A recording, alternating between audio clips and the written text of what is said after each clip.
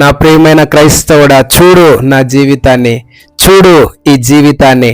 నాలాంటి ఇలాంటి పరిస్థితి నీకు కావాలా? వద్దు అని నోటి మాటలతో చెబితే నీకు ఇలాంటి పరిస్థితి రాకుండా ఉంటుందా? నీకు ఇలాంటి పరిస్థితి రాకుండా ఉండాలి అనంటే నీ జీవితం బాగుండాలి, నీ క్రియలు బాగుండాలి, నీ ప్రవర్తన బాగుండాలి, నీ ఆలోచన బాగుండాలి.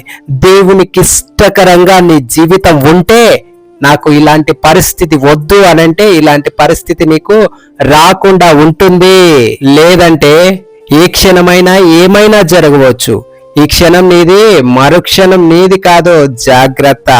నీ జాగ్రత్త కొరకు క్రైస్తవ సమాజానికి ఒక హెచ్చరికగా బైబిల్లో తన భక్తుల జీవితాల్ని క్రైస్తవులకు బుద్ధి కలగడానికి దేవుడు రాసి ఉంచుతూ వచ్చాడు. అయితే ఈ అంత్యకాలంలో ఒక ఆనవాలుగా చివరి దినాల్లో రాకడ సమయంలో క్రైస్తవ సమాజానికి ఒక హెచ్చరికగా దేవుడు నా జీవితాన్ని ఉంచుతూ వచ్చాడు. చూడు నా జీవితాన్ని, జాగ్రత్త పడు, పాపం చేయకు, పాపం యొక్క ప్రతిఫలం ఇది.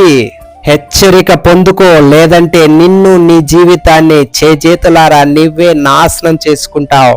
ఆ విధంగా నీ జీవితాన్ని నీవు నాశనం చేసుకోకూడదు అని చెప్పి ప్రేమతో దేవుడు నా జీవితాన్ని నీ ముందుకు తీసుకొని వచ్చాడు.